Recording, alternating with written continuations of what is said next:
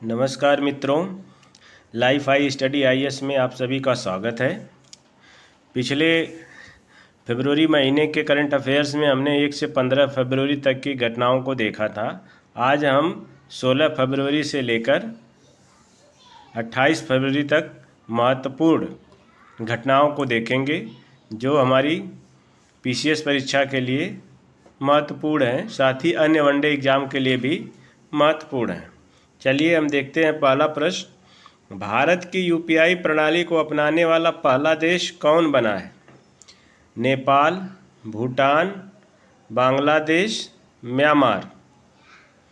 दोस्तों इसका सही उत्तर है नेपाल। भारत की यूपीआई प्रणाली को अपनाने वाला पहला देश नेपाल है। केरल का पहला कारमा पार्क कहाँ पर बनेगा? बागामोन, त्रिवेंद्रम, कासरगोड, मुदुमलाई। दोस्तों इसका सही उत्तर क है बागामोन। यहाँ केरल का पहला कारमा पार्क बनेगा। नेक्स्ट क्वेश्चन पर चलते हैं हम।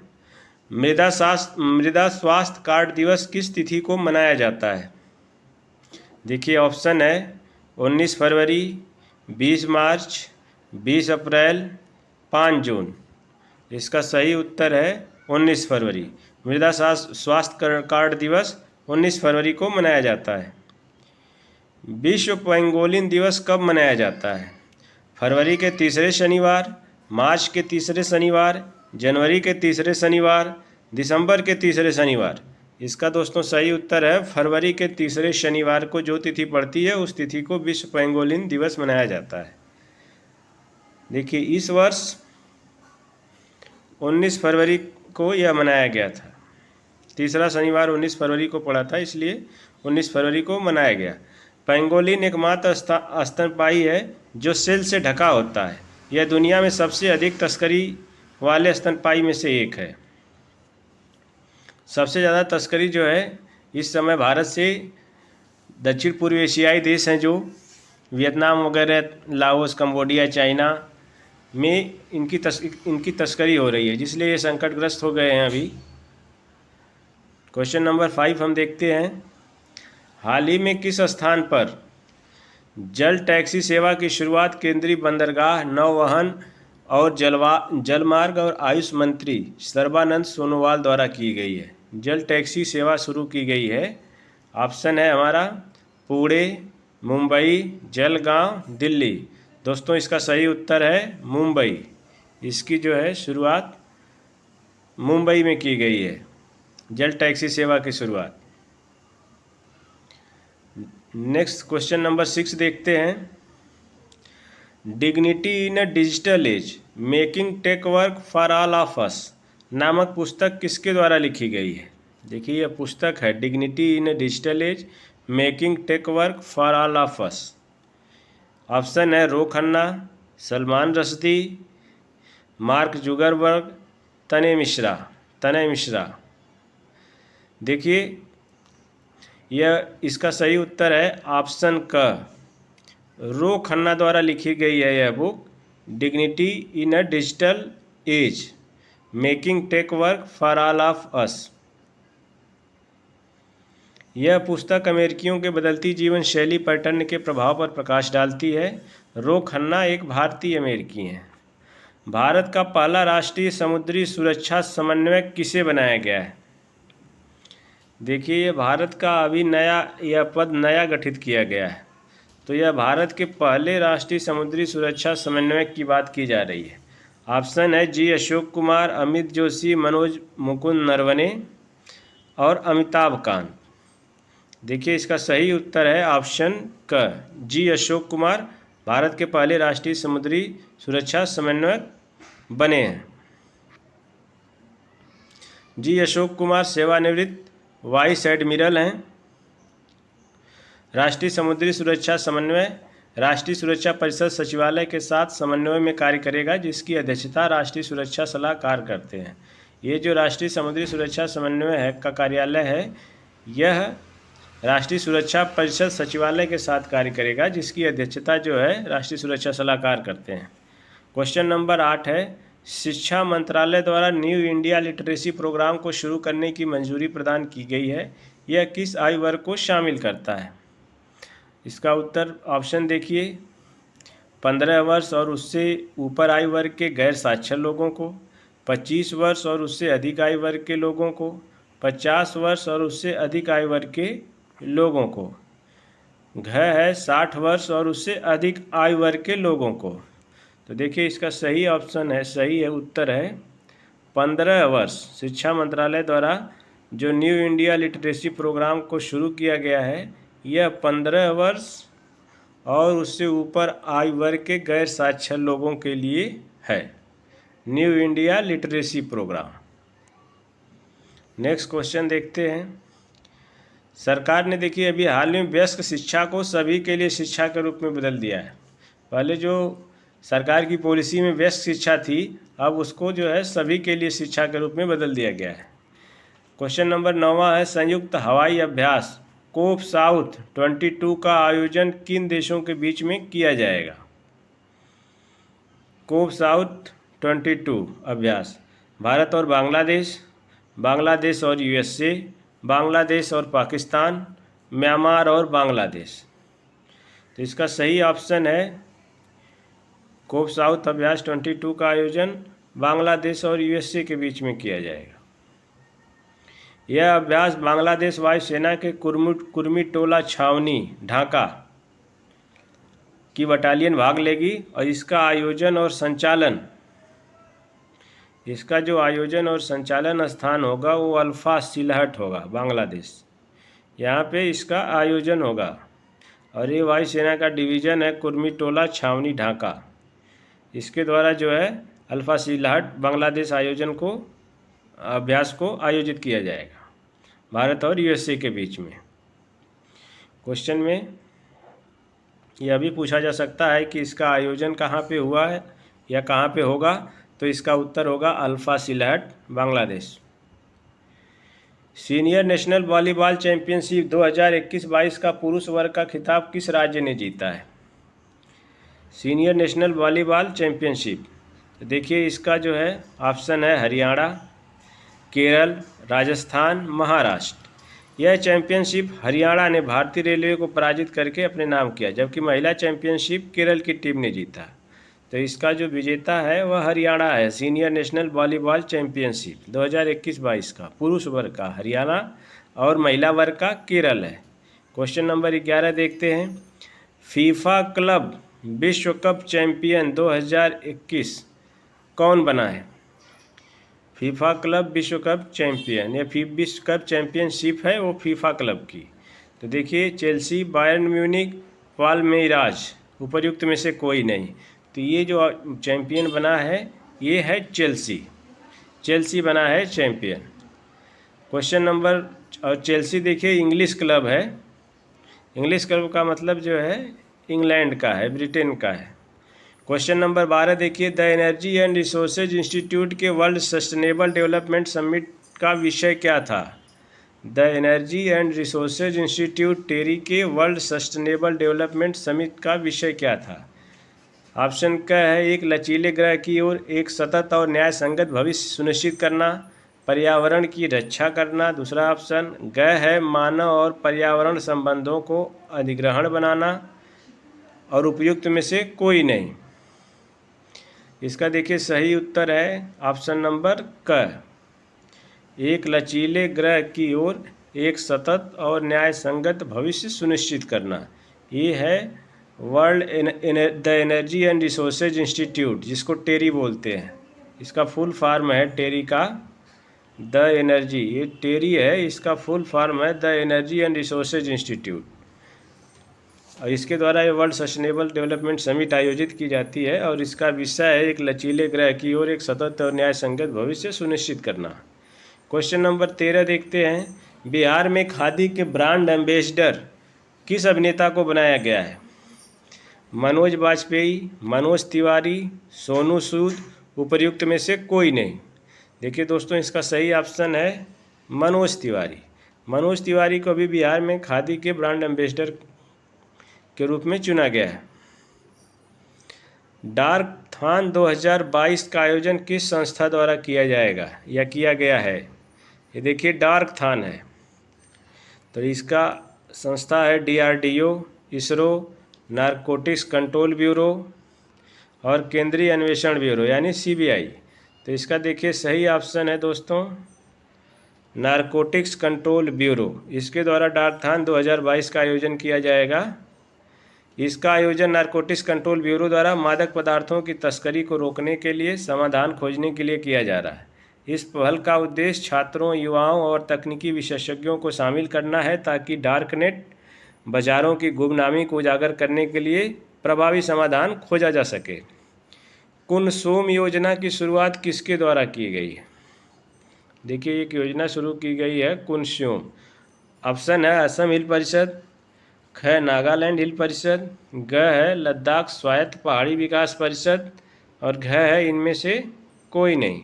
इसका सही उत्तर है लद्दाख स्वायत्त पहाड़ी विकास परिषद द्वारा। इसका उद्देश्य है विकलांग व्यक्तियों के लिए ट्राई स्कूटर, बैटरी से चलने वाले व्हीलचेयर और अन्य सहायक उपकरणों को ज़रूरतमंद लोगों तक पहुंचाना। लद्दाख के उपराज्यपाल देखिए राधाकृष्ण माथुर हैं। पूछा जा सकता है कभी सब्सिडरी फैक्ट के रूप में। Humane how the United States abandoned peace and reinvented war पुस्तक किसके द्वारा लिखी गई है? ऑप्शन देखिए है सैमुअल मोयन, सलमान रश्दी, तस्लीमा, उपर्युक्त में से कोई नहीं। तो देखिए यह पुस्तक, इसका सही उत्तर है Samuel Moyn. Humane how the United States abandoned peace and reinvented war, यह सैमुअल मोयन द्वारा लिखी गई है। यह यूएसए के वियतनाम युद्ध, कोरियाई युद्ध सहित अन्य अंतहीन युद्धों के बारे में तर्कसंगतता को प्रमाणित करने का प्रयास करते हैं।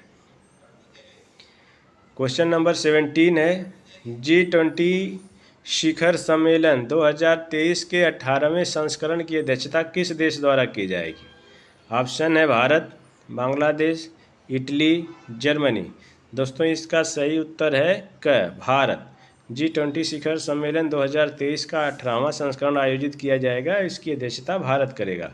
भारत इसकी अध्यक्षता 1 दिसंबर 2020 से 30 नवंबर 2023 तक करेगा, जिसकी तैयारी के लिए भारत सरकार G20 सचिवालय और इसकी रिपोर्टिंग संरचना की स्थापना को मंजूरी दी है। इसके लिए भारत में एक G20 सचिवालय बनेगा, जिसकी भारत केंद्र सरकार ने मंजूरी भी दी है। क्वेश्चन नंबर 18 है वेस्ट टू वेल्थ क्रिएशन कार्यक्रम की शुरुआत किसके द्वारा की गई है? वेस्ट टू वेल्थ क्रिएशन कार्यक्रम है वेस्ट टू वेल्थ क्रिएशन, मतलब जो अपशिष्ट हैं उससे धन का निर्माण, wealth creation. SIDBI, NABARD, RBI, उपर्युक्त में से कोई नहीं। देखिए इसका सही उत्तर है दोस्तों सिडबी का। वेस्ट टू वेल्थ क्रिएशन कार्यक्रम का शुरुआत सिडबी द्वारा की गई है। यह पश्चिम बंगाल के सुंदरबन में महिलाओं के लिए शुरू किया गया है, जिसमें महिलाएं फिश स्केल से आभूषण और शो पीस बनाएंगी, जिससे महिलाओं को वैकल्पिक आजीविका के माध्यम से आयोजित करने में सुविधा होगी। सिडबी की स्थापना 2 अप्रैल 1990 में की गई थी और इसका मुख्यालय लखनऊ में है। क्वेश्चन नंबर 19 हम देखते हैं हाल ही में केंद्रीय सामाजिक न्याय और अधिकारिता मंत्री डॉक्टर वीरेंद्र कुमार द्वारा शुरू की गई सीड योजना किस जनांकी वर्ग के लिए लक्षित है? सीड योजना शुरू की गई है, इसका ऑप्शन है अनुसूचित जात, विकलांग व्यक्तियों के लिए, डी नोटिफाइड, नोमेडिक और सेमी नोमेडिक आदिवासी समुदाय के लिए, उपर्युक्त में से कोई नहीं। दोस्तों इसका सही उत्तर है सीड योजना डी नोटिफाइड, नोमेडिक और सेमी नोमेडिक आदिवासी समुदाय के लिए। यह DNT-NT उम्मीदवारों के लिए अच्छी गुणवत्ता की कोचिंग, इस समुदाय के लोगों के लिए स्वास्थ्य बीमा, सामुदायिक स्तर पर आजीविका पहल और वित्तीय सहायता प्रदान करने के उद्देश्य से शुरू की गई है। क्वेश्चन नंबर 20 देखते हैं Deloitte 2022 sustainability report disconnect between ambition and impact के अनुसार भारतीय कंपनियां जलवायु परिवर्तन के लिए चिंता में किस स्थान पर है? यह रिपोर्ट देखिए ये है डेलॉयट की 2022 की sustainability report disconnect between ambition and impact. तो ऑप्शन है कि जलवायु परिवर्तन की चिंता में किस स्थान पर हैं? पहले, दूसरे, तीसरे और पाँचवें। इसका सही उत्तर है दोस्तों, पाँचवें स्थान पर भारत की कंपनियां हैं। क्वेश्चन नंबर 21 है, भारत की सबसे भरोसेमंद सार्वजनिक क्षेत्र की कंपनी का पुरस्कार किसको प्राप्त हुआ है? पहला ऑप्शन है कोल इंडिया लिमिटेड। नेक्स्ट ऑप्शन देखते हैं, भारत पेट्रोलियम कॉरपोरेशन लिमिटेड। घ है ONGC, घ है उपर्युक्त में से कोई नहीं। दोस्तों इसका सही उत्तर है कोल इंडिया लिमिटेड। कोल इंडिया लिमिटेड भारत की सबसे भरोसेमंद सार्वजनिक क्षेत्र की कंपनी का पुरस्कार प्राप्त की है, कोल इंडिया लिमिटेड। यह पुरस्कार उद्योग मंडल एसोचैम द्वारा आयोजित energy meet and excellence award समारोह में दिया गया। एक बुक है, देखिए बहुत महत्वपूर्ण बुक है, रविन्द्रनाथ टैगोर पर है, history of Sriniketan. History of Sriniketan, Rabindranath Tagore pioneering work in rural construction नामक पुस्तक किसके द्वारा लिखी गई है? History of Sriniketan, Rabindranath Tagore pioneering work in rural construction. Umadas Gupta, Abhaydas Gupta, Arvind Adiga, उपर्युक्त में से कोई नहीं। जिसके इसका सही ऑप्शन है क, उमादास गुप्ता द्वारा यह बुक लिखी गई है, history of Sriniketan, Rabindranath Tagore pioneering work in rural construction. Next question देखते हैं, अपने प्रथम श्रेणी पदार्पण मैच में तिहरा शतक लगाने वाला खिलाड़ी कौन बना है? देखिए इनका पहला पदार्पण मैच ही था प्रथम श्रेणी का, उसमें इन्होंने 13 शतक लगाया है। तो ये खिलाड़ी कौन है? ऑप्शन देखिए, शकीबुल गनी, श्रेयस अय्यर, यश धूल, उपर्युक्त में से कोई नहीं। दोस्तों इसका सही उत्तर है शकीबुल गनी। शकीबुल गनी के बारे में देखते हैं। शकीबुल गनी बिहार के रहने वाले हैं, जिन्होंने रणजी ट्रॉफी में मिजोरम के खिलाफ 341 रन बनाए। क्वेश्चन नंबर 24 है, हाल ही में किस परोपकारी अरबपति को हिलाल-ए-पाकिस्तान सम्मान से सम्मानित किया गया? हिलाल-ए-पाकिस्तान, देखिए Jeff Bezos, Bill Gates, Azim Premji और मुकेश अंबानी। दोस्तों इसका सही उत्तर है बिल गेट्स, ऑप्शन नंबर ख। बिल गेट्स को हिलाल-ए-पाकिस्तान पुरस्कार से सम्मानित किया गया है। हुरुन इंडिया वेल्थ रिपोर्ट के अनुसार भारत में करोड़पति परिवारों में वर्ष 2021 में कितने प्रतिशत की वृद्धि हुई है? करोड़पति परिवारों में कितने प्रतिशत की वृद्धि हुई है? किसके अनुसार? हुरुन इंडिया वेल्थ रिपोर्ट के अनुसार 10%, 11%, 20% और 30%। दोस्तों इसका सही उत्तर है 11%। 2021 में अमीरों की संख्या में वृद्धि हुई है 11% की। 11% परिवारों की वृद्धि हुई है। सबसे अधिक करोड़पति वाले शहरों की सूची में मुंबई पहले स्थान पर, जबकि दिल्ली और कोलकाता दूसरे और तीसरे स्थान पर है। सबसे ज़्यादा करोड़पति किस शहर में है? मुंबई में। भारत के मुंबई पहले स्थान पर है और दिल्ली दूसरे पर है, कलकत्ता तीसरे स्थान पर है। नेक्स्ट क्वेश्चन देखते हैं, वर्ष 2023 में अंतर्राष्ट्रीय ओलंपिक समिति के सत्र की मेजबानी करने वाले भारत का शहर कौन बनेगा? देखिए ये अंतर्राष्ट्रीय ओलंपिक समिति का सत्र है और 2023 में इसकी मेज़बानी भारत के किस शहर में होगी, यह पूछा जा रहा है।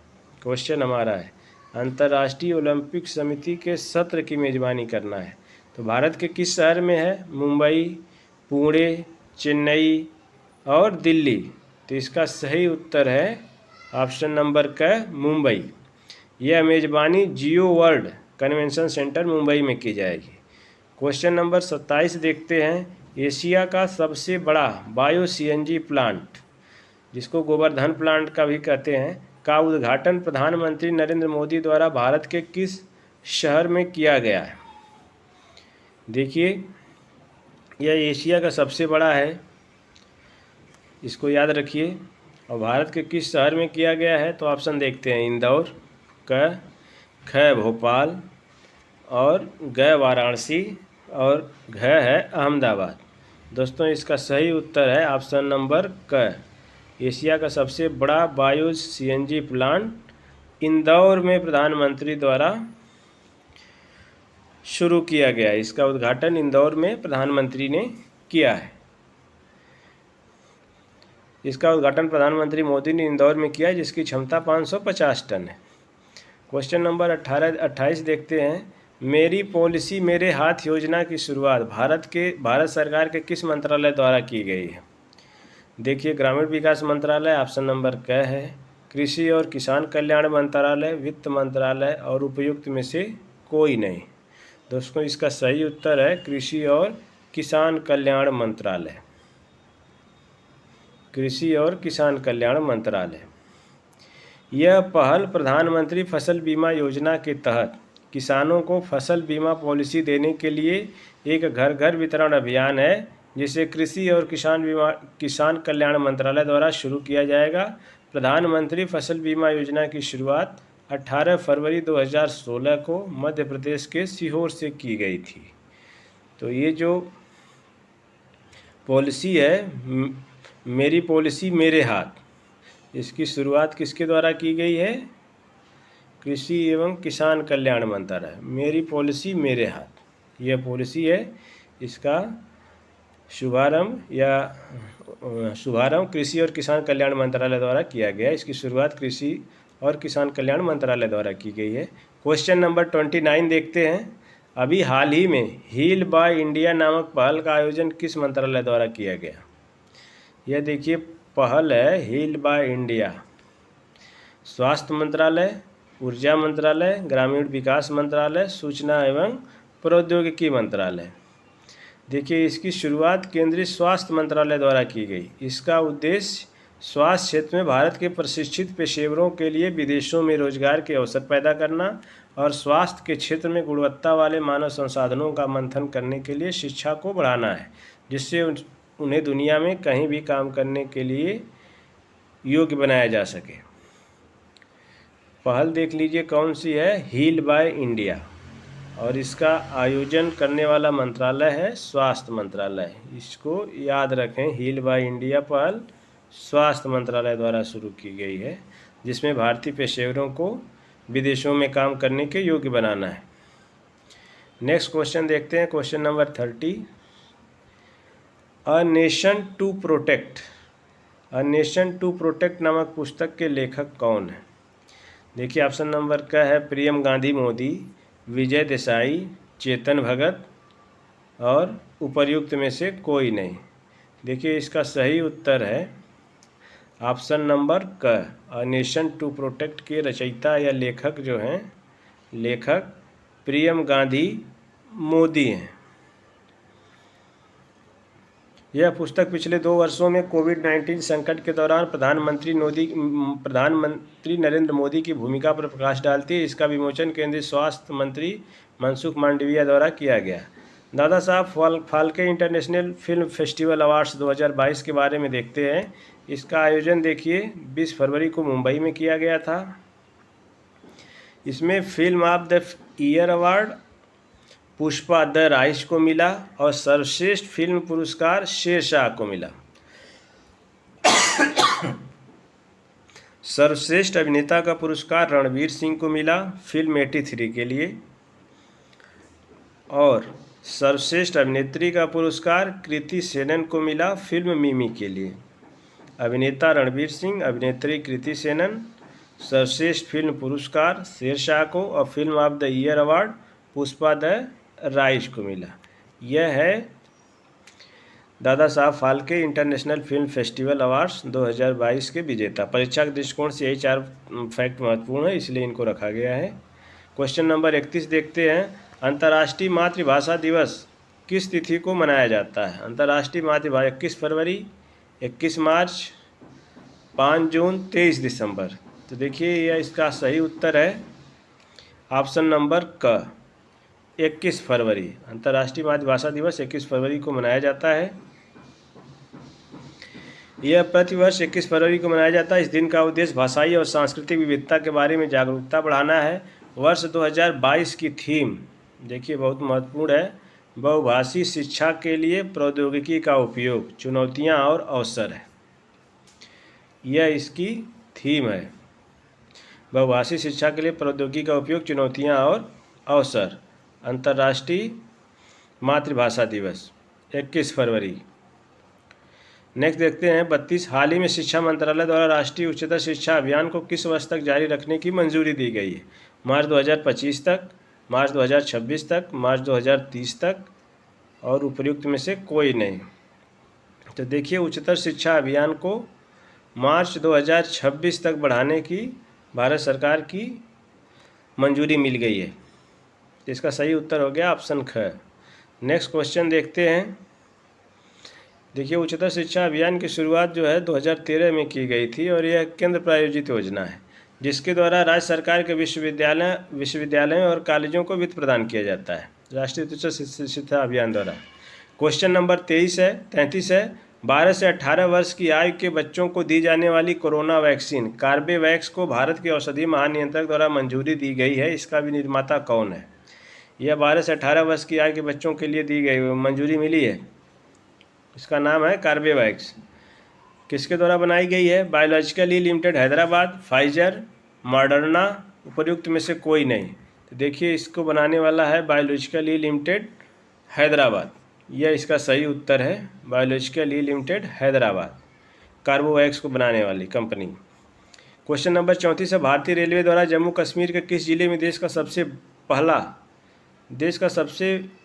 पहला केबल रेल ब्रिज का निर्माण किया जा रहा है? देश का पहला केबल रेल ब्रिज है, इस चीज़ को ध्यान रखिए। ऑप्शन क है रियासी जिला, ख है श्रीनगर, ग है बारामूला और घ है इसमें से कोई नहीं। देखिए इसका सही उत्तर है दोस्तों रियासी जिला। यह जम्मू कश्मीर का रियासी जिला है जहां देश का पहला केबल रेल ब्रिज का निर्माण किया जा रहा है। यह महत्वपूर्ण है, देश का पहला केबल रेल ब्रिज है रियासी जिला। इस पुल का निर्माण रियासी जिले में एंजी नदी पर किया जा रहा है। यह उधमपुर श्रीनगर बारामूला रेल लिंक परियोजना का हिस्सा है जो कटरा और रियासी क्षेत्रों को रेल लिंक के माध्यम से जोड़ेगा। पुल की इसकी कुल लंबाई 473.25 मीटर है। क्वेश्चन नंबर 35 देखते हैं। हाल ही में अंतर्राष्ट्रीय ओलंपिक समिति एथलीट आयोग का अध्यक्ष, देखिए आईसीसी एथलीट आयोग, AICC का आयोग नहीं है कोई। अंतर्राष्ट्रीय ओलंपिक समिति के एथलीट आयोग का अध्यक्ष किसे बनाया गया है? एम्मा टेरहो, PV सिंधु, एम्मा राडुकानो और उपयुक्त में से कोई नहीं। देखिए इसका सही उत्तर है ऑप्शन क, एम्मा टेरहो। अंतर्राष्ट्रीय ओलंपिक समिति के एथलीट आयोग के अध्यक्ष इनको बनाया गया है, एम्मा टेरहो को। क्वेश्चन नंबर 36 देखते हैं। फरवरी 2022 में आयोजित ईस्टर्न ब्रिज 6 द्विपक्षीय हवाई अभ्यास किन दो देशों के बीच संपन्न हुआ? देखिए इसका ऑप्शन देखते हैं। भारत और ओमान, भारत और सऊदी अरब, भारत और संयुक्त अरब अमीरात, भारत और ईरान। यह देखिए ईस्टर्न ब्रिज 6 है द्विपक्षीय हवाई अभ्यास। तो यह देखिए भारत और ओमान के बीच है। ईस्टर्न ब्रिज 6 द्विपक्षीय हवाई अभ्यास भारत और ओमान के बीच हुआ है संपन्न भी। ईस्टर्न ब्रिज 6 यह अभ्यास भारत और ओमान की हवाई सेनाओं के बीच जोधपुर राजस्थान में आयोजित किया गया है। इसमें देखिए सब्सिडरी जो पॉइंट है जोधपुर राजस्थान, किसका आयोजन स्थल भी पूछ लिया जा सकता है। एक तो किन देशों के बीच में हुआ है ईस्टर्न ब्रिज 6 अभ्यास और दूसरा एक कहाँ पे हुआ है, तो जोधपुर राजस्थान। नेक्स्ट क्वेश्चन देखते हैं। भारत की पहली जय सुरक्षा स्तर 3 नियंत्रण प्रयोगशाला का उद्घाटन केंद्रीय स्वास्थ्य और परिवार कल्याण राज्य मंत्री द्वारा कहाँ पर किया गया? यह देखिए जय सुरक्षा स्तर जैसे 1 2 3 होता है तो यह जय सुरक्षा स्तर 3 की है और यह भारत की पहली है जय सुरक्षा स्तर 3 की नियंत्रण मोबाइल प्रयोगशाला का उद्घाटन।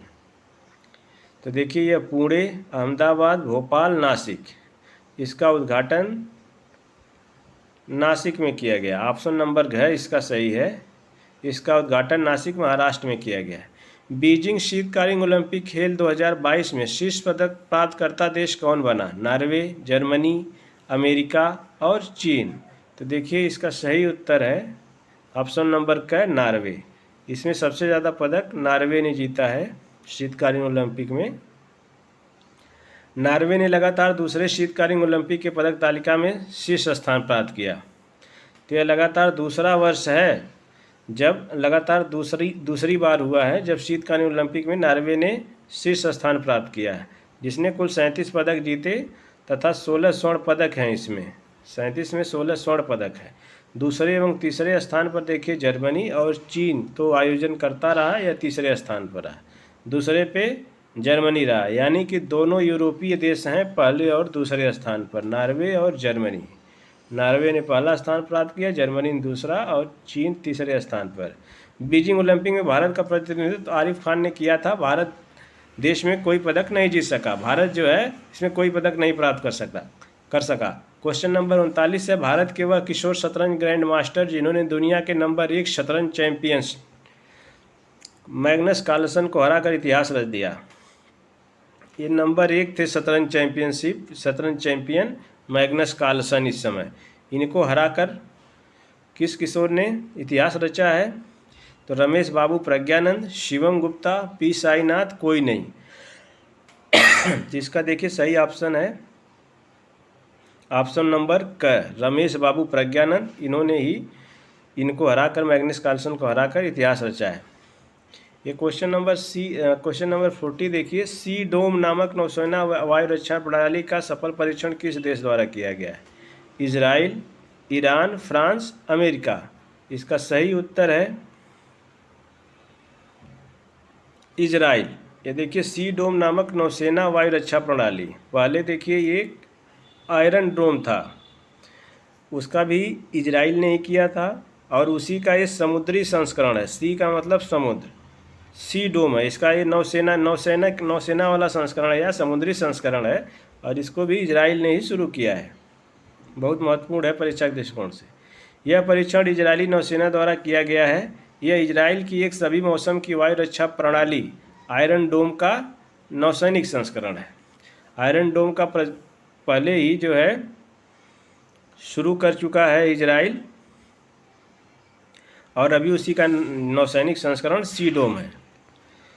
बेटी बचाओ बेटी पढ़ाओ का ब्रांड एम्बेसडर किसे चुना गया है? ये देखिए बहुत महत्वपूर्ण क्वेश्चन ये भी है। इसका ब्रांड एम्बेसडर तनिष्का कोटिया, रिद्धिका कोटिया, उपर्युक्त दोनों, या उपर्युक्त दोनों में से कोई नहीं।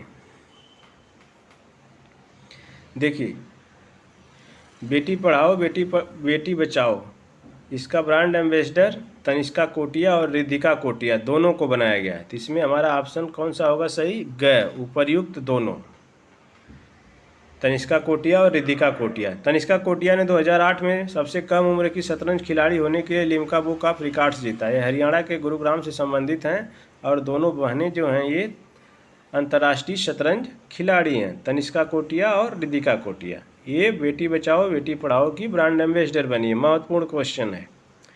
नदियों में night navigation mobile app launch करने वाला भारत का पहला राज्य कौन बना है? नदियों में नाइट नेविगेशन मोबाइल है असम, अरुणाचल प्रदेश, बिहार, उत्तर प्रदेश। दोस्तों इसका सही उत्तर ऑप्शन नंबर क, असम। असम में जो है यह शुरू किया गया है night navigation mobile app launch करने वाला भारत का पहला राज्य असम। इस ऐप को राज्य परिवहन विभाग द्वारा IIT मद्रास के प्रमुख वैज्ञानिक के राजू के सहयोग से विकसित किया गया है। असम ने इस ऐप को जारी किया है।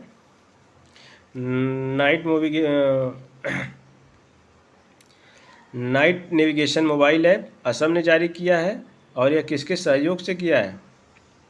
इतना महत्वपूर्ण ऐसे नहीं है ये, IIT मद्रास के प्रमुख वैज्ञानिक के राजू के सहयोग से, लेकिन असम ने शुरू किया, यह महत्वपूर्ण है।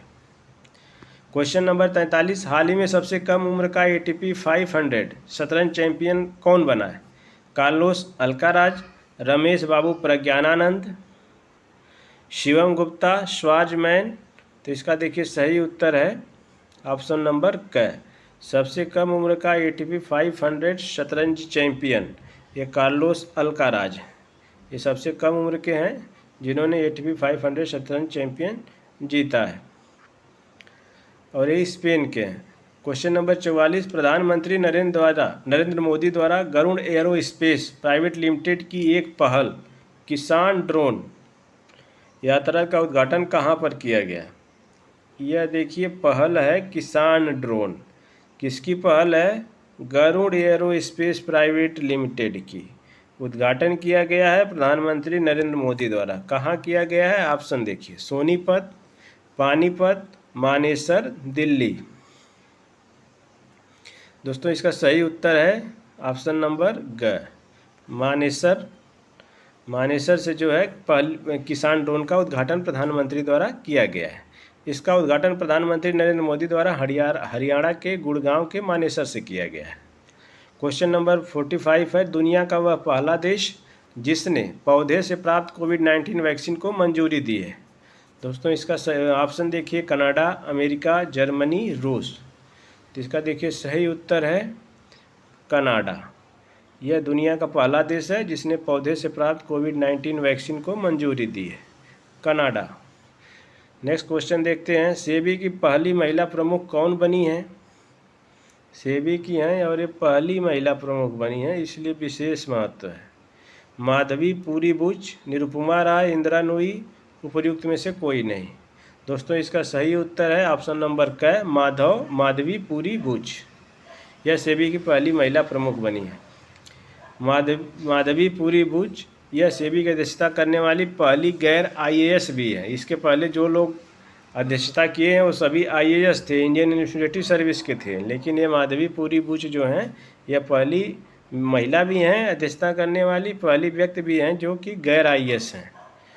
47, भारत की वह महिला खिलाड़ी जिसने वुशु स्टार्स चैंपियनशिप 2022 में जूनियर वर्ग में स्वर्ण पदक जीता। तो यह देखिए सादिया तारिक हैं। क्वेश्चन नंबर 48 देखते हैं, ऑपरेशन गंगा नामक मिशन शुरू करने का भारत सरकार का क्या कारण है? अभी हाल ही में चल रहा है, अभी चल ही रहा है ऑपरेशन गंगा।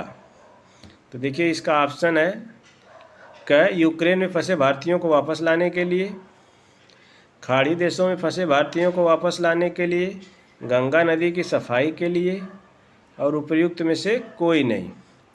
दोस्तों इसका सही उत्तर है ऑप्शन नंबर क, ऑपरेशन गंगा यूक्रेन में फंसे भारतीयों को वापस लाने के लिए भारत सरकार द्वारा शुरू किया गया है।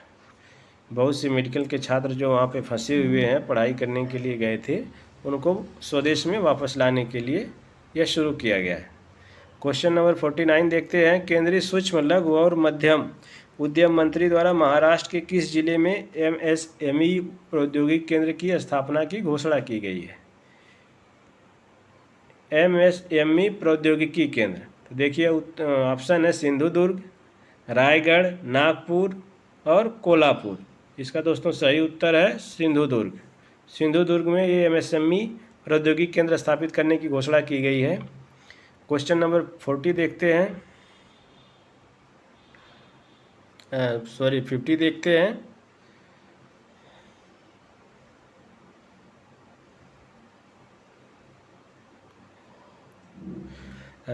पूर्व धर्म गार्जियन संयुक्त सैन्य अभ्यास भारत द्वारा किस देश के साथ किया जाता है? ऑप्शन है जापान, ख सिंगापुर, ग रूस, घ फ्रांस। इसका देखिए सही ऑप्शन है ऑप्शन नंबर क, पूर्व धर्म गार्जियन संयुक्त सैन्य अभ्यास भारत द्वारा जापान के साथ किया जाता है। क्वेश्चन नंबर, इसका तीसरा संस्करण जो है बेलगांव कर्नाटक में मार्च 2022 में आयोजित किया गया, जिसमें भारतीय सेना की मराठा लाइट इन्फेंट्री रेजिमेंट ने भाग लिया। यह भी महत्वपूर्ण है कि यह कहाँ पे आयोजित किया गया है, तो बेलगांव कर्नाटक में। यह भी महत्वपूर्ण पॉइंट है एक। पूर्व धर्म गार्जियन, जिसको ईस्टर्न धर्म गार्जियन भी बोलते हैं, हिंदी ईस्टर्न का पूर्व होता है, तो ये इसलिए यहाँ पे पूर्व लिखा गया है। वैसे इंग्लिश में कहीं कहीं आपको उच्चारण में आ जाएगा ईस्टर्न करके, ईस्टर्न। तो ये हो गया, पूर्व धर्म गार्जियन संयुक्त सैन्य अभ्यास भारत द्वारा जापान के साथ किया जाता है, और ये अभी किया गया है बेलगांव कर्नाटक में। क्वेश्चन नंबर 51 देखते हैं। अंतर्राष्ट्रीय बौद्धिक संपदा सूचकांक 2022 में भारत की रैंकिंग क्या है? 43वीं, 65वीं, 86वीं और 96वीं। तो देखिए, अंतर्राष्ट्रीय बौद्धिक संपदा सूचकांक 2022 में भारत की रैंकिंग 43वीं है। और इसके बारे में कुछ देखते हैं। 43वीं इसकी रैंकिंग है और यह यूएस चैम्बर ऑफ कॉमर्स के ग्लोबल इनोवेशन पॉलिसी सेंटर द्वारा जारी किया जाता है। यूएस चैम्बर्स ऑफ कॉमर्स के ग्लोबल इनोवेशन पॉलिसी सेंटर द्वारा जारी किया जाता है। यह भी महत्वपूर्ण है। इसमें शीर्ष स्थान संयुक्त राज्य अमेरिका ने प्राप्त किया। दूसरे और तीसरे स्थान पर क्रमशः यूनाइटेड किंगडम और जर्मनी थे। अंतर्राष्ट्रीय बौद्धिक संपदा सूचकांक में भारत की रैंकिंग 43वीं है, याद रखिए। क्वेश्चन नंबर 52 में चलते हैं। पहले स्थान पर इसमें संयुक्त राज्य अमेरिका रहा और दूसरे और तीसरे स्थान पर यूनाइटेड किंगडम और जर्मनी थे। एक सूचकांक, एक या दो सूचकांक भारत उत्तर प्रदेश विशेष में पूछ ही लिया जाता है और किसके द्वारा जारी किया जाता है यह भी पूछ लिया जाता है। तो ये दोनों चीज़ें हमने देख लिया। क्वेश्चन नंबर 52 को हम देखते हैं। भारतीय नौसेना के बहुपक्षीय अभ्यास मिलन के नवीनतम संस्करण का आयोजन किस स्थान पर किया गया?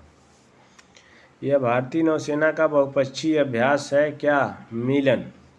इसके नवीनतम संस्करण का आयोजन ऑप्शन है विशाखापत्तनम, ख है कोचीन, ग है मद्रास, घ है गोवा। इसका देखिए सही उत्तर है दोस्तों विशाखापत्तनम। इसके बारे में देख लेते हैं। इसका आयोजन विशाखापट्टनम में किया गया। इसका विषय था कैमराडरी, सामंजस्य, सहयोग। और इसका प्रारंभ कब किया गया था? 1995 में किया गया था।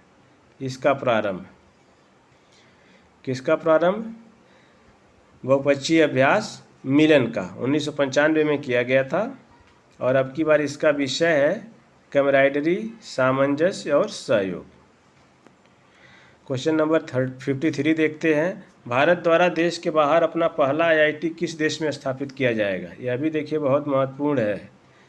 यह देश के बाहर है पहला चीज़ और भारत का पहला है आईआईटी, मतलब इंडियन इंस्टीट्यूट ऑफ टेक्नोलॉजी। तो क है यूएई, ख है सऊदी अरब, ग है सिंगापुर और घ है मालदीव। दोस्तों इसका सही उत्तर है यूएई। यूएई में भारत द्वारा आईआईटी की स्थापना की जाएगी, जो भारत द्वारा स्थापित अपने देश से बाहर पहला देश है जहाँ पे स्थापित की जाएगी। क्वेश्चन नंबर 54 देखते हैं। हाल ही में जल जीवन मिशन के अंतर्गत 100वां हर घर जिला कौन बना है? तो पहला देखिए ऑप्शन है चंबा हिमाचल प्रदेश, ख है महोबा उत्तर प्रदेश, ग है नागपुर महाराष्ट्र और घ है उपयुक्त में से कोई नहीं। दोस्तों 100वां हर घर जल जिला बना है चंबा हिमाचल प्रदेश। ऑप्शन नंबर का इसका सही है।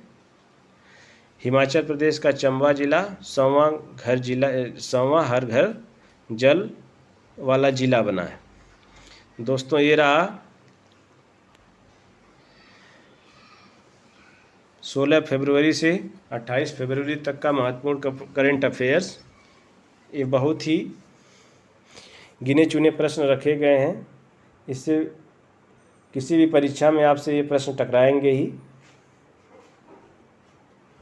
वीडियो देखने के लिए बहुत बहुत आभार आप लोगों का। इसी तरह के करंट अफेयर्स की सीरीज के साथ या महत्वपूर्ण प्रश्नों की सीरीज के साथ हम आते रहेंगे।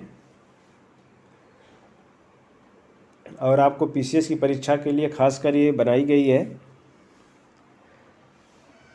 और यह बहुत ही लाभकारी है आप लोगों के लिए। हमारे चैनल को समय देने के लिए बहुत बहुत धन्यवाद। चैनल अगर ये पसंद भी आए तो लाइक और सब्सक्राइब भी करिए, शेयर भी करिए। बहुत बहुत धन्यवाद।